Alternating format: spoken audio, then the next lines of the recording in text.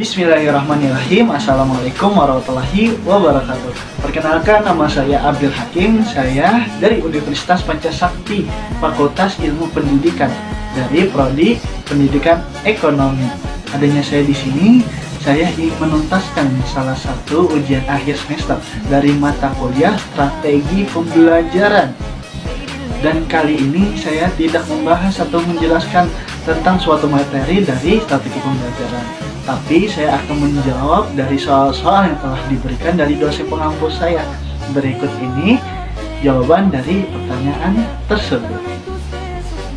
Soal pertama, menurut saudara, bagaimanakah cara memilih strategi pembelajaran yang tepat? Apa saja yang perlu dipertimbangkan terlebih dahulu sebelum memilih strategi pembelajaran tersebut? Jawabannya adalah yang pertama, bahan atau materi pembelajaran yang berkaitan dengan konten yang akan dipelajari, prasyarat tertentu dan sumber belajar yang dibutuhkan.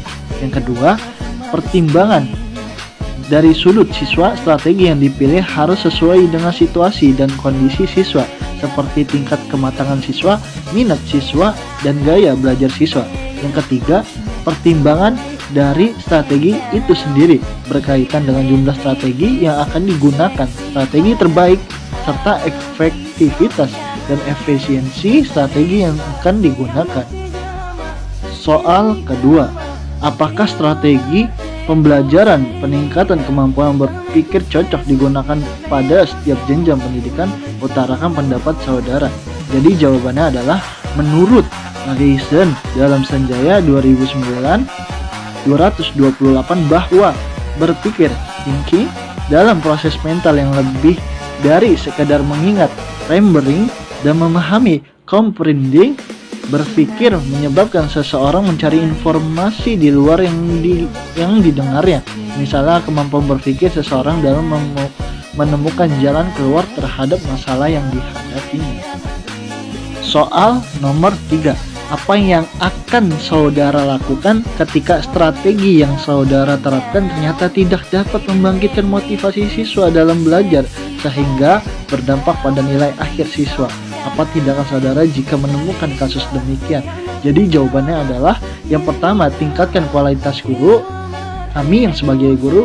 Kedua, maksimalkan fasilitas pembelajaran. Yang ketiga, pilih metode pembelajaran yang tepat. 4. Memanfaatkan media belajar. 5. Lakukan evaluasi pembelajaran. Soal nomor 4, jelaskan makna pembelajaran dengan menggunakan strategi pembelajaran induktif dan deduktif, dan bagaimana cara implementasikan di kelas. Jadi jawabannya adalah pendekatan deduktif menekankan kajian konsep dan prinsip bahan pengajaran secara teoritis berdasarkan prinsip-prinsip pengetahuan ilmiah. Contoh implementasikan pendekatan deduktif di kelas, misalnya siswa mempelajari konsep dan prinsip yang ada pada buku-buku pelajaran maksudnya. Selanjutnya ada pendekatan induktif. Pendekatan induktif ini menekankan kajian bukti-bukti empiris dari konsep dan prinsip pengajarannya. Contoh dari implementasikan dari pendekatan induktif ini adalah sebagai pemonitor cara peserta didik mengalami proses informasi.